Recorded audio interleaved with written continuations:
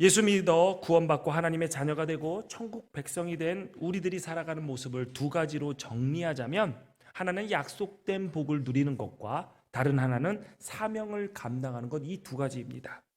하나님은 믿음의 조상이라고 불리는 아브라함을 통해서 그 믿음을 이어나가는 우리들에게 어떠한 복이 약속되어 있는지 알려주셨습니다. 창세기 12장을 보니까 하나님이 아브라함을 부르시면서 이렇게 말씀하셨습니다. 너는 너의 고향과 친척과 아버지의 집을 떠나 내가 내게 보여줄 땅으로 가라. 하나님은 아브라함에게 내게 보여줄 땅으로 가라고 말씀하셨습니다. 그리고 이어서 세 가지 복을 약속하셨습니다. 내가 너로 큰 민족을 이루고 내게 복을 주어 내 이름을 창대하게 하리니 너는 복이 될지라. 하나님은 아브라함에게 첫 번째로 내가 너로 큰 민족을 이루게 하겠다라고 약속하셨습니다. 많은 후손이 있게 하신다라는 말씀입니다. 고대 사회에서 후손이 많은 가문은 되는 집안이었습니다. 잘 나가는 집안이 자식들이 많았습니다. 저는 동일하게 현대에도 지금도 자식이 많은 집안이 잘 나가는 집안이라고 생각을 합니다. 왜? 뭐 돈이 많아가지고 아이를 키워서? 아닙니다. 하나님께 받을 그 복이 각자 다 다르거든요. 원 플러스 원 플러스 원 플러스 원 플러스예요. 그래서 많은 가정 후손을 가진 집이 하나님의 복의 약속에 더 큰 복을 받을 거라고 저는 생각을 합니다. 고대 사회도 마찬가지였어요. 힘 있는 가문이, 힘 있는 민족이 되기 위해서는 수가 중요했습니다. 그렇기 때문에 여러분, 내가 하나 낳아서 잘 키운다? 그거는 하나님의 약속의 말씀을 잘 이해하지 못한 거예요. 그래서 청년들에게도 늘 얘기합니다. 일찍 결혼해서 하나님께서 거룩하신, 기뻐하시는 거룩한 가정을 이뤄라. 이유는 왜 일찍 결혼해야 되냐? 늦게 결혼하면 힘들다, 안 나아진다, 뭐 이런 얘기를 하는데 잘 모르는 것 같아요. 우리 교회가 배가 꺼지지 않는 교회라는 별명을 가지고 있습니다. 늘 배부른 사람이 있었거든요. 개척부터 지금까지 늘 누군가가 배가 불렀고, 배가 꺼지는 그 다음에 누군가가 이어서 또 배가 불러왔어요. 그래서 그 배부른 교회에서는 어린아이들이 많죠. 저는 우리 기둥교회가 복 있는 교회라는 이 말을 배가 꺼지지 않는 교회라고 다 바꾸어 얘기합니다. 하나님께서 약속하신 그 언약의 복을 이어나갈 다음 세대를 허락하신다는 것은 정말 큰 복입니다. 지금 한 명이 배불러 있습니다. 곧 배가 꺼질 예정입니다. 내가 그 다음 타자다라고 생각하시는 분들, 그분에게 하나님의 선물이, 그 가정에게 선물이 있기를 주님의 이름으로 축원합니다.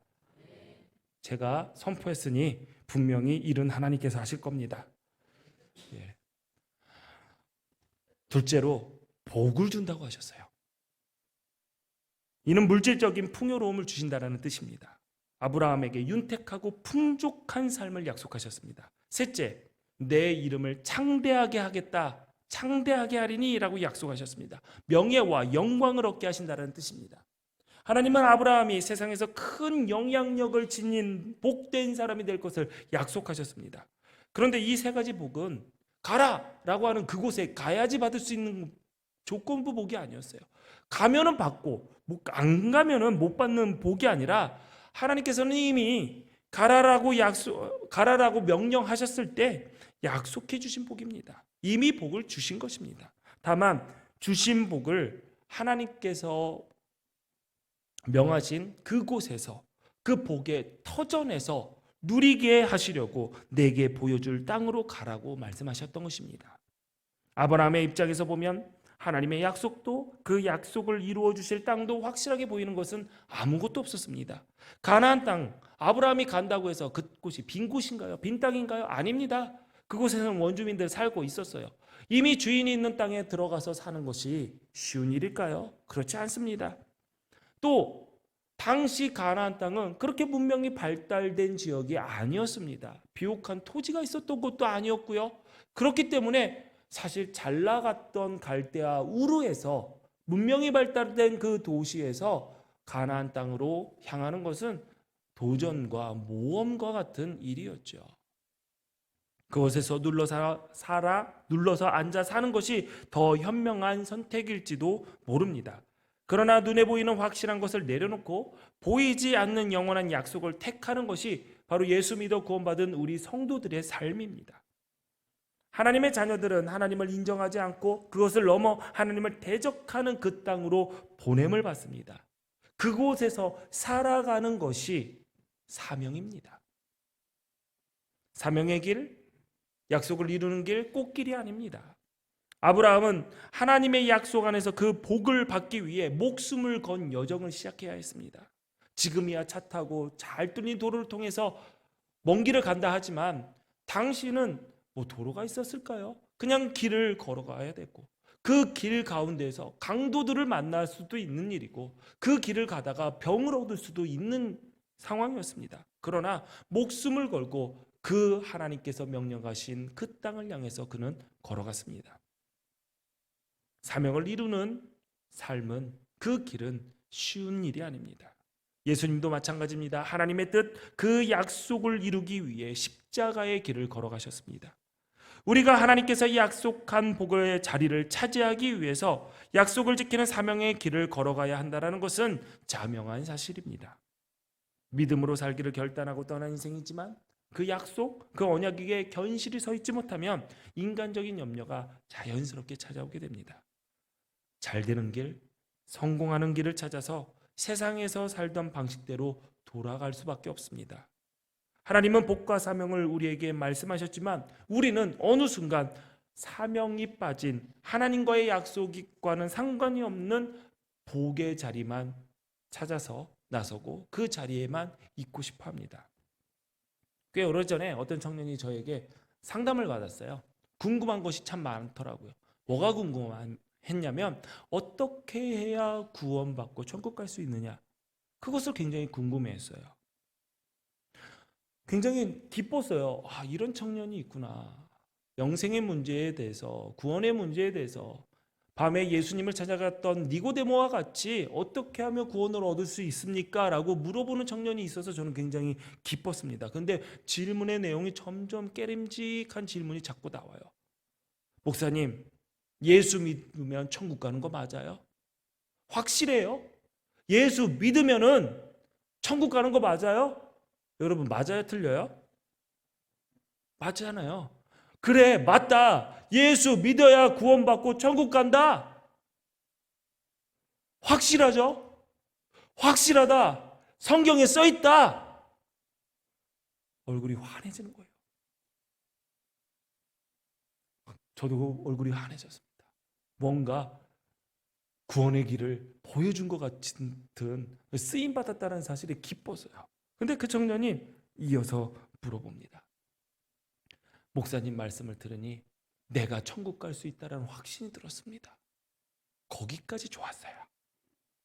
그래서 제가 한마디 더 했어요.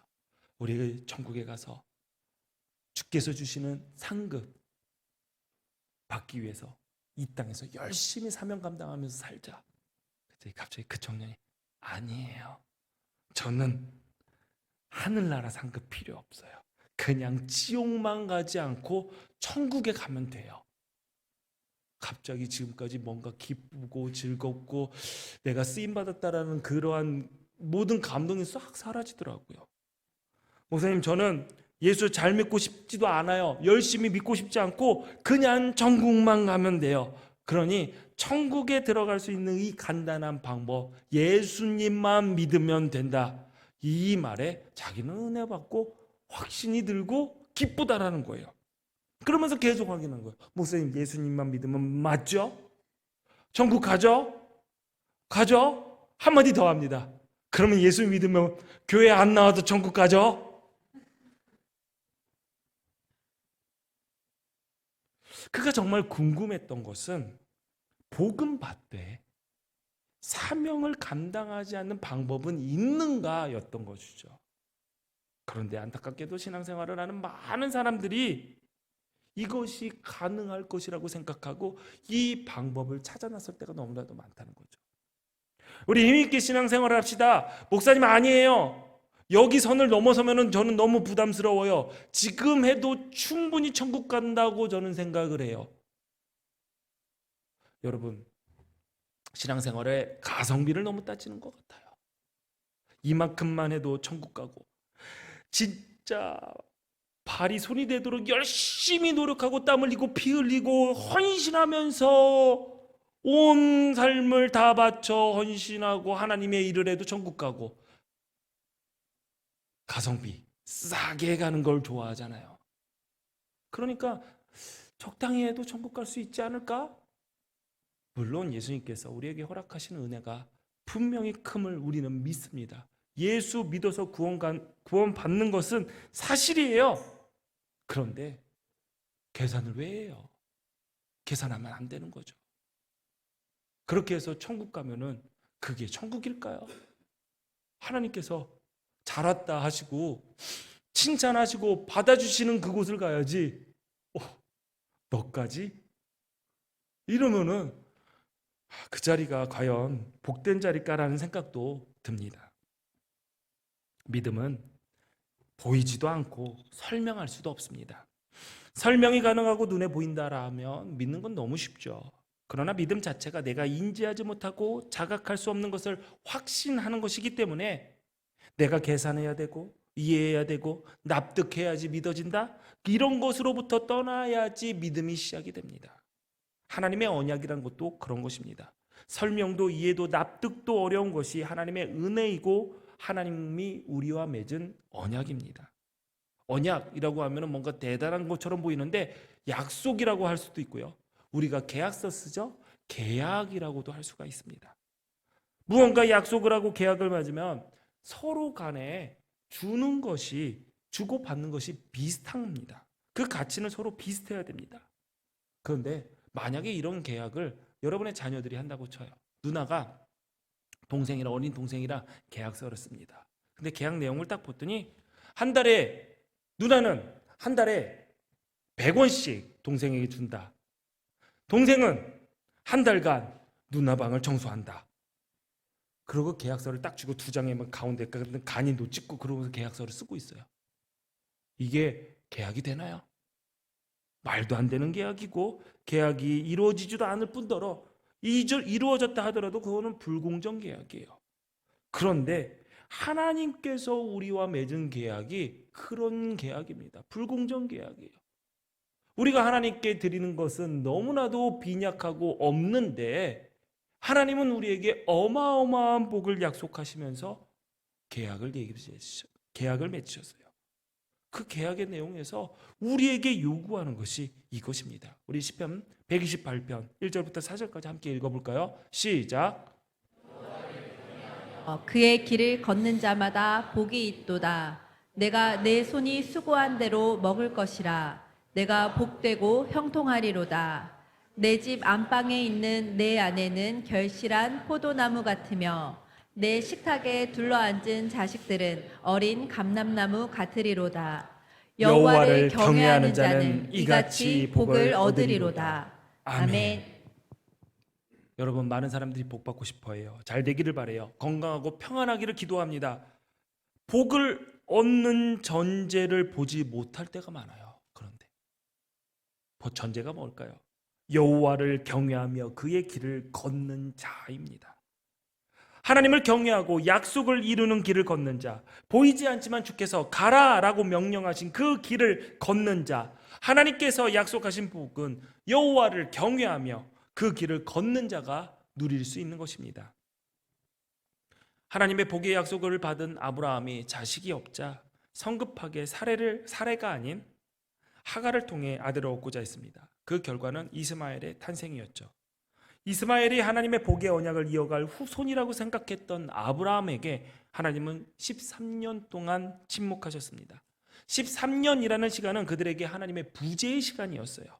그분의 음성이 들리지 않는 침묵의 시간이었죠. 그뿐만이 아닙니다. 13년이라는 시간이 의미하는 것은 그들이 13년 더 늙었다라는 것이 돼요.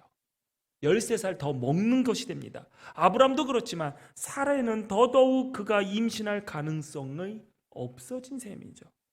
오늘 본문은 이제 그들이 스스로 자녀를 낳을 수 있는 가능성이 전혀 없어진 나이가 되어서 하나님께서 나타나셔서 다시 복의 약속을 이야기해 주신 내용입니다. 13년의 침묵을 깨고 나타나신 하나님께서 아브라함에게 가장 먼저 이야기하신 것은 하나님의 새 이름입니다. 창세기 17장 1절을 보니까 아브라함이 99세 때에 여호와께서 아브라함에게 나타나서 그에게 이르시되 나는 전능한 하나님이라. 하나님이 자신의 이름을 전능한 하나님 엘 샤다이로 계시하셨습니다. 왜 하나님께서 13년 동안 가만히 계시다가 갑자기 뜬금없이 나타나셔서 아브라함아 나는 전능한 하나님이다 라고 나타나셨을까요? 이유가 있습니다. 바로 아브라함과 사레가 하나님의 능력을 믿지 않았기 때문이죠. 하나님의 능력을 의심했고 약속을 신실하게 지키시는 하나님의 신실하심을 의심했기 때문입니다. 그래서 13년 동안 너가 알던 하나님은 전능한 하나님이다. 너는 전능한 하나님을 알지 못했다라면서 말씀하신 것이죠. 그리고 이어서 하나님은 자신과 맺은 언약을 의심하는 아브라함에게 내가 너를 크게 번성하게 할 것이다. 다시 한번 아브라함과 맺은 언약을 주지시킵니다. 기껏해야 아들 하나 바라는 아브라함에게 너는 여러 민족의 아버지가 될 것이다 라고 말씀하시면서 인간의 계획과 비교할 수 없는 하나님의 큰 계획을 보여주십니다. 이제 내 이름을 아브라함이라고 하지 말고 아브라함이라고 하리니 이는 내가 너를 여러 민족의 아버지가 되게 하겠다 라고 말씀하십니다. 이 언약은 단순히 너와 내 아들 대해서 끝나는 것이 아니라 너를 통해 오직 믿음으로 하나님의 자녀가 되는 온 세계의 백성들을 낳을 것이다. 나는 그들의 하나님, 그들의 아버지가 될 것이다. 아브라함이 이 이야기를 듣고 정말 원대한 하나님의 계획을 듣고 지금 이 시대에 예수 믿어 하나님을 아버지라 부르고 그분의 백성이 된 믿음의 후손된 우리를 상상이나 했을까요? 이 정초로라는 사람을 상상이나 하고 여러분을 상상이나 했을까요? 못했을 겁니다. 그러나 느낌으로는 알았겠죠. 지금 어마어마한 계획을 나에게 얘기하고 계시는구나. 어마어마한 복을 나에게 주시는구나. 상상할 수 없을 정도의 가슴 떨림이 그를 휘감았을 것입니다. 동시에 의심도 들었을 것입니다. 내가 지금 100살인데 내 아내의 나이 90살인데 100살과 90살 사이에 아이가 태어날 수 있을까? 또한 염려도 생겼을 것입니다. 그렇다면 이미 낳은 아들 이스마엘은 어떻게 되는 것인가? 아브라함에게 이스마엘도 사랑스러운 자식이었겠죠. 그래서 그는 이스마엘을 위해 하나님께 늘 기도했던 것 같습니다. 오늘 20절을 보니까 본문 20절을 보니까 하나님께서는 아브라함의 기도를 들어 응답하십니다. 이스마엘을 위해서 기도한 아브라함의 기도 응답하십니다. 20절을 보니까 이스마엘에 대하여서는 내가 내 말을 들었다라고 얘기하십니다. 하나님은 아브라함의 기도에 이스마엘에게 복을 주어 큰 나라를 이루게 해줄 것을 약속했습니다. 내가 그에게 복을 주어 그를 매우 크게 생육하고 번성하게 할지라 그가 12두령을 낳으리니 내가 그를 큰 나라가 되게 하려니와. 또 창세기 21장 13절에는 이렇게 말씀하십니다. 여종의 아들도 내 신이 내가 그로 한 민족을 이루게 하리라 하신지라. 여러분, 아브라함은 하나님의 약속을 받았고 이 약속이 아들 이스마엘에게 이어지기를 바랬습니다. 그래서 복받기를 바랬습니다. 하나님, 우리 이스마엘도, 내 아들 이스마엘도 생육하고 번성하게 하시고 민족의 아버지가 되게 하시고 하나님 영향력을 키워주시고 큰 나라가 되게 하여 주옵소서 기도했어요. 하나님께서 그 기도를 들으셨습니다. 약속만 하신 것이 아니라 실제로 큰 민족을 이루게 하셨습니다. 창세기 25장에 보니까 이스마엘의 12아들들의 이름이 기록되어 있고 그들이 모두 12족속의 지도자가 되었다라고 이야기하고 있습니다. 그는 부하게 되었습니다. 부자가 됐습니다. 생육하고 번성했습니다. 자손들이 많았습니다. 그런데 이스마엘을 생각하면 오늘의 본문의 내용은 너무나도 안타깝습니다. 하나님의 원대한 계획을 들은 아브라함이 하나님께 이렇게 얘기합니다. 하나님, 새로 누구 만들거나 태어나게 하지 말고 지금 있는 이 이스마엘이 하나님 앞에 그 언약의 계승자로 서기를 바랍니다. 하나님께서 아브라함에게 약속했던 그 언약이 이스마엘에게 이루어지기를 하나님께 구합니다. 그런데 하나님은 단호하게 말씀하십니다. 아니다. 이스마엘이 아니라 너와 사라 사이에 낳을 이삭이라는 아이다. 내가 이스마엘에게 복을 주겠다. 그를 생육하고 번성시키고 큰 나라를 이루게 하고 민족을 이루고 민족의 아버지가 되게 하겠다. 그러나 그와 언약은 맺지 않겠다. 매우 크게 생육하고 번성하고 큰 나라와 민족을 이루게 하겠다라는 이스마엘에게 약속된 그 복과 이삭이 맺을 그 언약은 겉보기에는 별 차이가 없습니다. 이스마엘도 큰 복을 받았습니다. 부하게 살았습니다. 민족의 아버지가 되었습니다. 자손들이 번성했습니다. 그런데 이스마엘은 언약에서, 하나님과 언약을 맺지 못한 언약에서 제외된 자녀였습니다. 많은 부모들이 자녀들을 위해서 기도합니다. 헌금 봉투에 보면은 자녀들의 이름을 적고 기도 제목을 적어서 하나님께 매주 예물을 드리는 분들도 많습니다. 지금까지 목회를 하면서 자식이 부모 이름에 이름을 써서 예물을 드리는 경우를 본 적은 있습니다. 손에 꼽을 정도로 적습니다. 그러나 부모가 자식 이름으로 드리는 예물은 매주 올라옵니다. 기도 제목도 간절합니다. 하나님, 이 아이가 주 안에서 자라게 하세요. 자라게 해주세요. 건강 지켜주세요. 공부 잘하게 해주세요. 좋은 대학에 진학하게 해주세요. 인도해 주세요. 좋은 직업 갖게 해주세요. 괜찮은 배우자 만나서 평안한 가정 꾸리게 해달라고, 복 받게 해달라고 간절하게 기도하면서 하나님께 예물을 드립니다. 하나님 들어주세요. 하나님 들으십니다. 약속하실 겁니다. 이루실 겁니다. 그런데 여러분이 구하는 그 복이 이삭이 받은 복입니까? 아니면 이스마엘도 받은 복입니까? 내가 내 자녀에게 복은 주겠다. 그러나 내 자녀와 언약은 맺지 않겠다. 만약 하나님께서 나에게 이렇게 말씀하신다면 여러분 어떻게 하시렵니까? 만약에 말씀을 준비하면서 한번 생각해 봤습니다. 내가 너의 자녀는 책임지겠다. 좋은 대학 보내주고 좋은 가정 이루고 그들의 후손이 번성하게 만들어주겠다. 부하게 해주겠다. 이 세상에서 말 그대로 똥똥거리면서 살게 해주겠다. 그러나 너의 아들과는 언약 맺지 않겠다. 기가 막힙니다.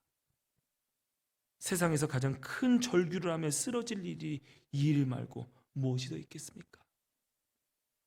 하나님, 차라리 나를 제외하시고 내 아들과 언약을 새로 시작하시면 안 되겠습니까?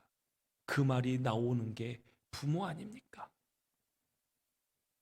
여러분, 우리 자녀들 복 받기 위해서 기도해야 됩니다. 우리 자녀들을 위해 간절히 기도해야 할 제목은 그들이 하나님의 복의 언약을 이어나가는 그 언약의 계승자로 세워달라고 기도해야 됩니다.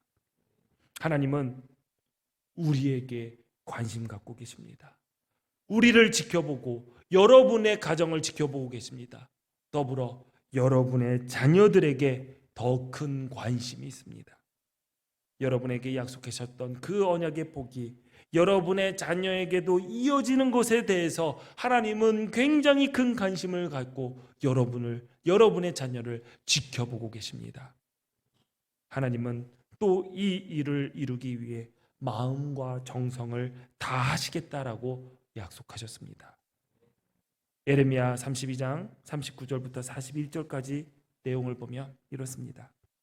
내가 그들에게 한 마음과 한 길을 주어 자기들과 자기 후손의 복을 위하여 항상 나를 경외하게 하고 내가 그들에게 복을 주기 위하여 그들을 떠나지 아니하리라 하는 영원한 언약을 그들에게 세우고 나를 경외함을 그들의 마음에 두어 나를 떠나지 않게 하고 내가 기쁨으로 그들에게 복을 주되 분명히 나의 마음과 정성을 다하여 그들을 이 땅에 심으리라. 아멘. 예레미야 32장은 하나님께서 이스라엘에게 새 언약에 대해서 언급한 부분입니다. 아브라함과 또 이스라엘 백성들과 아브라함의 후손 이스라엘 백성들과 맺었던 언약은 이스라엘 입장에서 계속 계약을 파기합니다. 계약을 지키지 않습니다. 그러자 하나님께서 범죄한 그들을 심판하시고 다시 한번 기회를 주시면서 그들과 언약을 맺습니다. 아브라함과 맺었던 동일한 언약을 맺죠. 그런데 또 다른 언약을 맺은 계약서를 쓰면서 특약을 집어넣습니다. 이 특약의 내용이 오늘 방금 읽은 것입니다. 여러분 계약서를 맺다 보면은 여러분들 하나님께서 다 복을 주셔서 건물 하나씩은 다 갖고 계시잖아요. 그러면 임대를 줘야 돼요. 근데 임차인이 월세를 안 내요. 계속 안 내요. 그러면 원래 3개월이 안 되면 계약이 파기가 됐는데 어떻게 다시 낸다고 하면서 다시 왔어요. 그럼 어떻게 해요? 나가! 이렇게 안 하잖아요. 그러면서 어떻게 해요? 불안하니까 특약을 씁니다. 월세 들어오는 날에 뭐라고 할까요? 그 다음 날에도 안 들어오면은 전화 한 번 하겠습니다. 안 나면은 전화 2번 하겠습니다. 이런 식으로 해서 2달 안 내면은 뭐를 더 내도록 하겠습니다. 이런 특약이죠. 화장실 조수는 꼭 하겠습니다. 꼭 하는 겁니다. 이런 것들, 이런 게 특약이에요. 근데 이게 방금 우리가 읽었던 내용이 특약인데 더 웃긴 건 뭐냐면은 계약에서 더 좋은 것을 주시는 하나님께서 본인에 대한 특약만 적어놨어요. 그 특약이 뭐냐면 내가 계약을 다시 맺고 우리가 서로 계약을 잘 지키는 하나님과 그의 백성, 하나님과 자녀로 살아갈 것인데 그 언약을 맺기 위해서 이 언약을 잘 지키기 위해서 특약을 쓸게 하면서 본인의 특약이 뭐냐면 한 마음과 한 길을 내가 너희에게 줄게 라는 특약을 씁니다. 한 마음과 한 길을 주신다고 말씀하신 이유는 뭐냐면 너희의 후손이 복받기 위해서다라고 명시를 해놓죠. 여기서 말하는 복은 히브리어로 토브입니다. 여러분 토브라는 단어를 많이 들어보셨어요. 좋다, 선하다라는 뜻이죠. 하나님이 세상을 창조하시고 보시기 좋았더라라는 좋았더라는 단어도 토브고 하나님께서 베푸시는 선함, 선하심, 좋은 이런 것을 토브라는 단어입니다. 여기서 토브라는 단어를 사용하는데 오늘 우리가 방금 읽은 이 에레미야 본문에서 하나님께서 복을 위하여 내가 너에게 한 마음과 한 길을 주겠다라고 얘기한 것은 하나님께서 너와 너의 후손들에게 선을 베풀어 주시기 위하여 그래서 그들이 하나님의 복을 누리며 하나님께서 주시는 그 기쁨을 누릴 수 있도록이라는 뜻이 돼요. 그 복을 위하여라는 뜻이. 그러니까 그 복은 이어서 설명된다. 다름이 아니라 항상 하나님을 경외하게 하는 것이다 라고 이야기하십니다. 하나님께서 그들에게 이 복을 주시기 위하여 그들을 떠나지 않겠다라고 약속하셨습니다. 영어 성경 NLT 버전을 보면 하나님을 경외한다는 말을 하나님을 예배한다라는 말로 번역을 했습니다. 하나님께서 하나님의 백성이 자기와 자신들의 후손이 복을 얻고 잘 되게 하기 위해서 오직 하나님만 예배하도록 한 마음과 한 길을 내가 주겠다라고 약속하신 것이죠. 하나님은 도무지 기대할 만한 것도 없고 선한 것도 없고 헤아릴 수 없는 많은 은혜를 받아도 감동하지 않고 감사하지 않고 오히려 불평하고 탓하는 죄인들을 향해서 네가 하나님을 경외하지 않고서는 살아갈 수 없고 하나님을 예배하지 않으면 도저히 목마름에 살아갈 수 없는 갈망이 가득 찰 때까지 내가 떠나지 않고 선을 베풀겠다, 복을 베풀겠다라고 새로운 언약의 계약의 특약으로 쓰신 겁니다. 하나님께서 말도 안 듣고 잘해줘도 툴툴대는 이 죄인들에게 말도 안 되는 더 좋은 언약을 맺으시면서 내가 선을 베푸는 것, 내가 끝까지 너를 떠나지 않고 복을 베풀겠다라고 하신 이 말씀은 억지로 하는 고역일까요? 아니면 기쁨으로 하시는 것일까요? 하나님은 기쁨이다라고 얘기합니다. 32장 41절을 보니까 내가 기쁨으로 그들에게 복을 주되 분명히 나의 마음과 정성을 다하여 그들을 이 땅에 심으리라. 마음과 정성을 다해 그렇게 하겠다고 약속하셨어요. 신앙생활을 하면서 지치고 힘들어하는 사람들 왜 그러냐고 물어보면은 하나님께서 하라는 것도 많고 규제하는 것도 많고 이것저것 제약하는 것이 많아서 자유를 침해당하는 것 같다. 너무 내 생활이 없다. 힘들다. 라고 얘기를 합니다. 물론 하는 사람은 이런 말 하지 않습니다. 대부분 하지 않는 사람들이 이런 얘기를 하죠. 기쁨으로 하지 못할 때 이런 얘기가 나옵니다. 올해 우리 교회의 주제 죽게 하듯입니다. 죽게 하듯이 기쁨이 되지 않는다면 사실 죽게 하듯 못하고 죽게 하듯 사람들 다 죽여가면서 죽게 하듯 하게 됩니다. 주제 찬송 내 마음과 정성을 다하여 주 너의 하나님을 사랑하라 라는 찬송을 매주 부릅니다. 그런데 이 찬송은 우리가 하나님께 드리는 것이 아니라 하나님께서 우리를 보면서 내 마음과 정성을 다하여 내가 너를 사랑하고 내가 선을 베푸고 내가 기쁨으로 너를 이 땅에 심겠다라고 얘기를 하십니다. 뭔가 바뀌어도 한참 바뀌었습니다. 내 마음과 다하고 목숨을 다하고 뜻을 다하고 힘을 다하여 주 너의 하나님을 사랑하라. 이 하나님의 명령이 하나님만의 명령으로만 끝난 것이 아니라 도리어 하나님은 먼저 우리에게 모든 것을 내어주며 우리를 먼저 사랑하고 계셨던 것이죠. 그렇게 사랑하는 것이 기쁨이라고 하셨습니다. 하나님은 당연히 우리로부터 마음을 다하고 목숨을 다하고 뜻을 다하고 힘을 다한 사랑을 받으시기에 합당한 분이십니다. 이런 하나님께서 우리에게 나를 예배하려는 열망이 우리 마음속에 일어나게 하고야 말겠다라는 강한 의지를 말씀을 통해서 보이신 겁니다. 하나님의 선하심을 경험하면 하나님의 선하심을 누리게 되면 그 복 안에 들어오게 되면 하나님을 자랑하고 싶고 높이고 싶고 하나님을 예배하고 싶어하는 마음이 견딜 수 없이 일어나게 될 것입니다. 예배는 영어로 worship이라고 합니다. 이 단어는 합당한 가치를 인정하다라는 뜻을 가진 worthy에서 유래된 단어입니다. 그러므로 우리가 하나님을 경험하고 그의 선하심을 누리고 있다면 결코 가만히 앉아서 받고만 있고 입을 싹 닦을 수는 없는 것이죠. 하나님을 경외하는 삶, 하나님을 예배하는 삶을 살게 될 것입니다.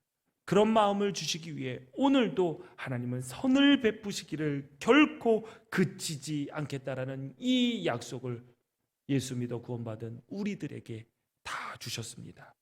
이런 은혜와 사랑을 입은 우리들은 결코 하나님을 떠날 수도 없고 하나님 역시 우리를 떠나시지도 않습니다. 하나님의 약속 안에 있는 것이 복입니다. 하나님을 경외하는 것이 복입니다. 하나님을 예배하는 것이 복입니다. 우리는 하나님께서 우리와 우리의 후손과 맺은 언약이 있고 그 언약을 지키게 하기 위해 끊임없이 선을 베푸시는 하나님을 경외해야 합니다. 예배해야 합니다. 그것이 복입니다. 이 약속을 믿는 부모의 책임은 다음 세대인 자녀에게 하나님이 누구신지 하나님이 행하신 일을 부지런히 가르치심으로 하나님께서 내 자손을 통해 그리고 내 후손 1000대까지 은혜를 베푸시겠다라는 그 하나님의 언약 안으로 끌어와야 됩니다. 이끌어야 됩니다. 인도해야 됩니다. 하나님은 예수 믿는 그 한 세대에게만 복을 주시는 분이 아니라 그 약속을 지키는 부모 세대를 통해 다음 세대, 그 다음 세대 1000대까지 그 복을 주시겠다고 약속하고 계십니다. 그러므로 내가 경험한 하나님 아버지의 사랑과 은혜는 나만의 것이 아닙니다. 내 후손의 것입니다. 우리들 중에 자신은 부모님이 기도해서 이렇게 복받고 살아가고 있다라고 고백하는 분들도 계십니다. 물론 그 고백하는 사람들 가운데 저도 한 사람 포함되어 있습니다. 저도 저의 부모의 기도를 통해서 살아왔고 지금도 부모의 기도를 통해서 살아가고 있는 존재입니다. 그래서 저는 복받았습니다. 복받은 존재입니다. 부모님들이 하나님을 가르쳐 주셨고 신앙의 유산을 남겨주셨기 때문에 나는 복받았다라고 저는 이야기할 수 있습니다. 이 고백은 우리의 자녀들에게도 동일하게 이루어져야 됩니다. 우리 엄마 때문에, 우리 아빠 때문에 내가 복 받았어. 내가 하나님의 영원한 복의 언약의 계승자가 되었어. 이러한 고백이 나와야 됩니다. 그렇지 못한다면 자녀들에게 흘러가야 할 복을 나만 먹고 잔치상을 엎어버리는 매정한 부모로밖에 나를 볼 수밖에 없는 것이죠. 내가 지금 예수 믿어서 누리는 복이 나만의 것이 아니라 내 자녀, 내 자손의 것임을 잊지 말아야 됩니다. 사랑하는 기둥교회 성도 여러분, 하나님께서 우리에게 복 주시고 인도하셨듯이 하나님을 알고 하나님을 경외하는 우리 자녀들에게도 하나님은 복을 주시고 함께 하시며 그 은혜를 우리의 자녀의 자녀들에게, 또 그 자녀들에게 그렇게 천대까지 영원히 내려주실 것입니다. 주의 언약 안에서 맡겨진 자녀들을 신실하게 복의 자리로 이끄는 부모들과 하나님의 권위 아래 순종하며 언약의 계승자가 되었다는 것을 감사하며 하나님 경외하기를, 하나님 예배하기를 배워나가는 우리 자녀들에게 하나님은 영원히 함께 하십니다. 기도하겠습니다. 전능하신 하나님, 감사합니다. 자격 없는 우리를 복의 자리로 초대하시고 우리들의 자녀들에게 복을 이어갈 수 있도록 약속해 주심 감사합니다. 하나님께서 우리를 주의 자녀로 부르시고 복의 자리로 가라는 사명 또한 허락하심을 기억하게 하시니 감사합니다. 하나님께서 이스마엘에게 허락하셨던 물질과 명예에만 만족하는 삶이 아니라 이삭과 세우시겠다라고 선언하신 그 약속의 주인공이 된 것에 감사가 넘치게 하시고 천성을 향해 가라고 명하신 그 길을 가며 하나님을 경외하며 예배하는 사명을 잘 감당케 하옵소서. 예수님 이름으로 기도하옵나이다.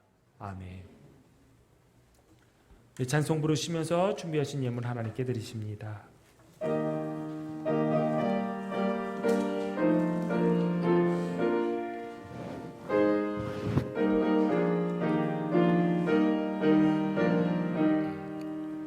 내 마음과 정성을 다하여서 주 너의 하나님을 사랑하라. 내 몸을 아끼고 사랑하듯 형제와 이웃을 사랑하라. 주께서 우리에게 명하시니 그 명령 따라서 살아가리.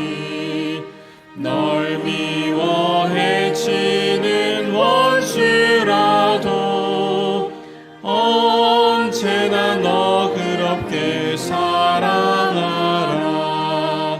널 핍박하는 자 위에서도 신실한 마음으로 복을 빌라.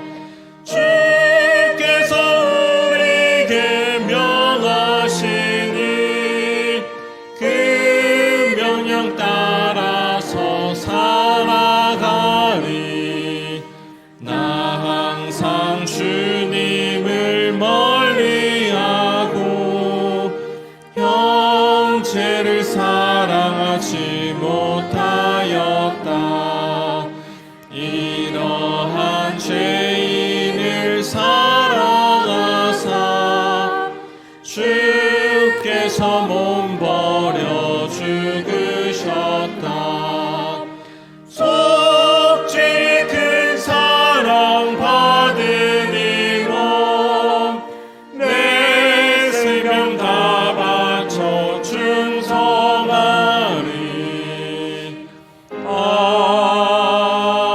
아멘. 자리에서 일어나십니다. 모든 것이 주께로부터 왔으니 이 예물을 주께 드리나이다.